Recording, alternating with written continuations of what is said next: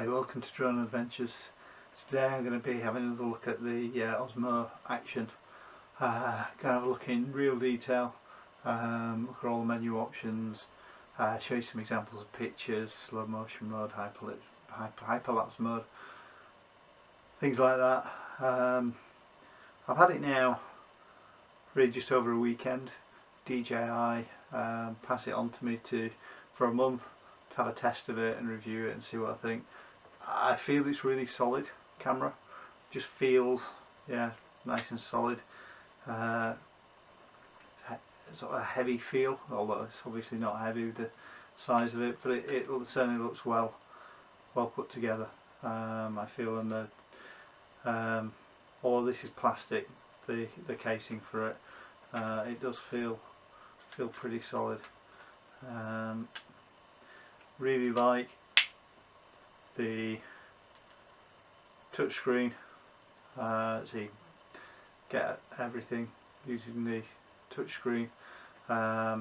Quite cool having the front-facing camera as well, especially for vlogging, so you can frame your picture well. I've got an affiliate link in the description down below. Please have a look at that, click on it. If you do, then I think at the moment, certainly when I filmed this, there was some money off on the DJI website, but as well as that I get a couple of quid as well, so it helps me do my drone adventure website and pay for the cost of things like that.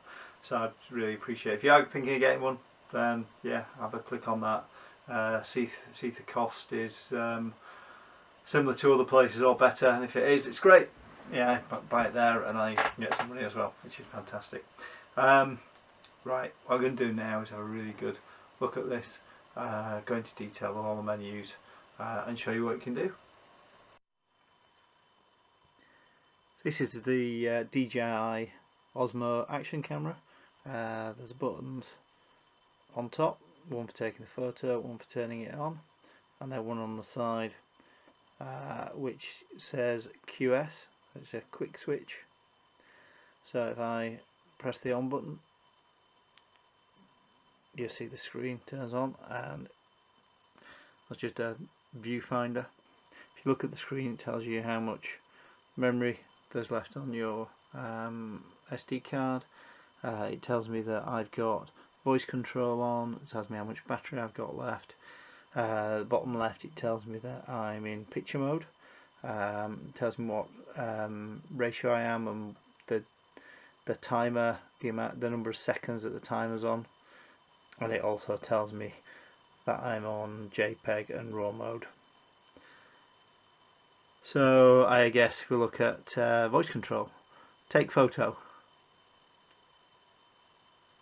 and there you are, taking a photo.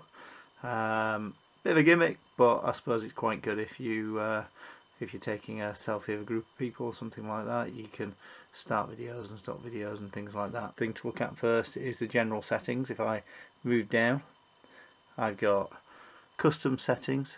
That's really useful. You can control a number of settings, and then you could have a setting for video that you'd like, your favourite video that you like, or your favourite way of taking photos. I quite like auto bracketing, for example. I could set that up as a custom. So you can set up a number of settings and you can skip to them quickly. Brightness of the screen, so I can turn that up and down. I can lock the screen and then zoom up to unlock the screen. And go back into the settings. In here we've got lots of things. So I've got voice control. If I go into there, this is a list of commands you can see. So start recording, stop recording, take photo, screen switch, or shut down. Of course it's listening to me and it's just shut down. That's quite funny. If I turn that back on, oh no, it was switch screen that it listened to. Switch screen. I've turned the voice control off. Okay, so I'll show you how to switch screen. You press that and double click and it switches screen back. Let me turn voice control off because I don't like it. Okay. It's a gimmick. You can do other things from this menu as well. So you can change type of photo. You can do the quick switch, so you can, if I have a look on there, you can change to all of your settings that you could do if I press this quick switch button. If I just press, then I can change to all different settings there.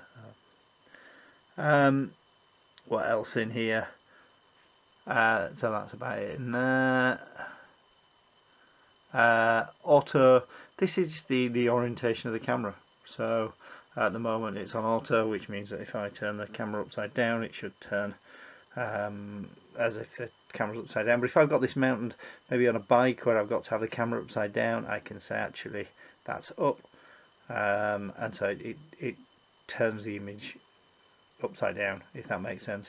And then again, that can always be down, or you can put it on auto, which will automatically turn it. This one here is the spot metering, so if I want to focus particularly on a spot, then I can choose that spot and say, oh, there you go, just focus on that spot. I'll turn that off. Voice control we've already been through, and in here I can turn the front screen on or off, or the facility to change the front screen on or off. So that's the main settings of the camera. If I pull it in from the right, I can look at the photos that I've taken. Some interesting photos there. Like that. If I pull from the right, then I've got my settings. I've got on auto, I can change the exposure, and I can change the ISO. On manual, I've got ISO, shutter speed, and exposure that I can change. Move that back.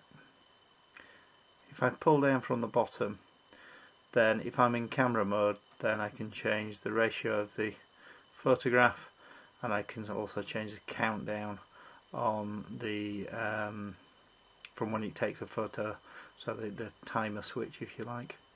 If I'm in video mode and I swipe up, I can change my resolution of the video, and I can also change my frames per second. You'll notice if I go into 4K 4:3, then Rocksteady isn't available. If I just go into standard 4K it is, and the Rocksteady button is there. I can turn it on and turn it off. And the Rocksteady button is there, I can turn it on and I can turn it off. If I'm in HDR video mode and I move up, notice I don't have the Rocksteady option there. I do have the resolution and the frames per second.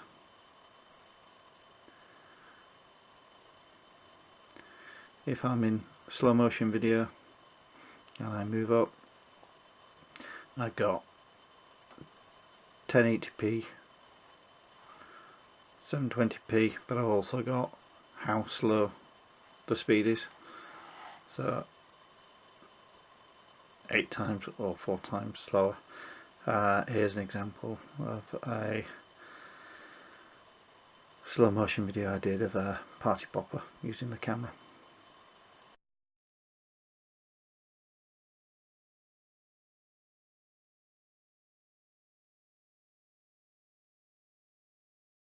If I'm in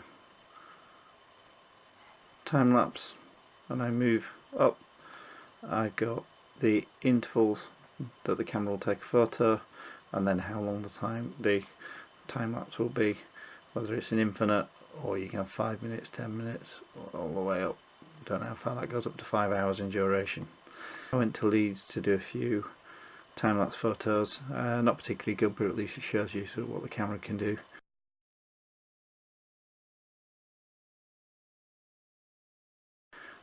Also got some photos here taken on an evening using the camera.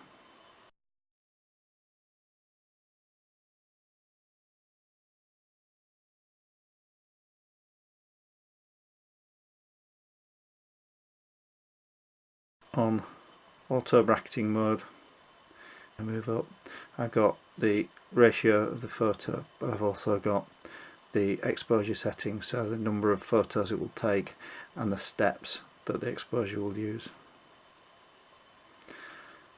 Here are some pictures using auto exposure bracketing.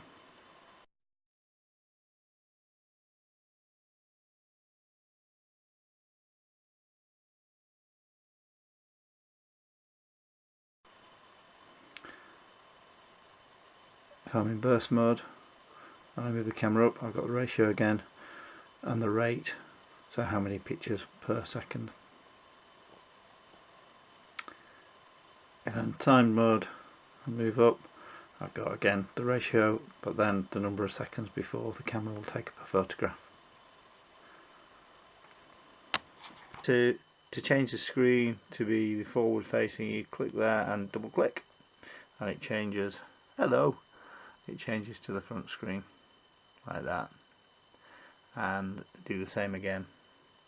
Press that, double click, and hopefully, yeah, you see that again, which is great. Simples. Something else you can do with the camera is you can download the DJI Mimma, and with this you can link this to your camera. So if I look at that screen, I put my hand in front of the camera, it's got a bit of a delay, so I go 1, 2, 3, quite good. So you've got, you can use a bigger screen, and you can control it remotely. On here I can do everything that I can do on the camera, so I can take a photograph, I can change my mode, I can change from photo to video, to HDR video, slow motion, time lapse. I can look at the photographs that I've taken, I can put grid lines on and off. I did have problems setting this up. When I first did it, it said connection failed. To do it, I had to change my phone to flight mode, and then once I'd done that, I turned on Wi-Fi, Bluetooth, and then it linked. So not sure why. Something I always like doing. Forever. Something that I do like with the camera is the de-warp. So if I go into the camera settings, and camera, there's this thing called de-warp, which is off at the moment, and I can turn it on. What that does is gets rid of that bubble effect that these lenses have. I'll show you a picture here of before and after the de-warp.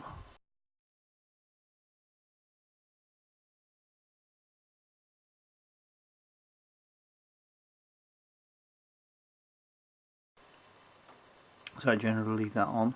It does reduce the size of the photograph, but I just think it's more usable. Also, from a video perspective, you can do exactly the same. If I go in here, I've got de-warp, and I can turn that on and off. And here I'll just show you some videos of the difference between the de-warp being on and off. That's de-warp off, and that is de-warp on. Thanks for watching this far. I think I've done just about everything I can do with the Osmo Action Camera. Really like it. I've had it for a couple of weeks now. It takes me that long to edit videos. I do like it. It's not a DSLR camera. It's a little bit more grainy, but it's really easy to carry. Love that I can fit it in my bag for my drone. Just slips in so I can take it anywhere. Really rugged. Doesn't seem to have live streaming, so I couldn't stream straight onto Facebook or YouTube or anything like that. Doesn't have GPS. Battery life is about an hour. I get, if on the rock steady mode, it seems to about double that without the rock steady mode. I think the selling points for me are the rock steady mode. I think is really good. I just, it's like having a gimbal, brilliant. And also I really like the the de-warping effects that it's got, so you don't have that bubble eye photographs or video, which I think just look better. It doesn't probably give as much field of view as the GoPro, for example, but for watching I just find that much better. As I said before, thanks for watching. I'm trying to get 1,000 YouTube subscribers by the end of 2020, so please subscribe if you liked what you see, or even if you didn't, just subscribe. As I said before, thanks for watching. Please have a look at the link below, which is my affiliate link to DJI to buy this camera. If it's as cheap as anywhere else, then why not use it? It gives me a couple of pounds to help me with my website and things like that, which is great, and hopefully you get a good value as well, and it's directly from DJI, so you don't pay any extra than you would anyway. Thanks for watching.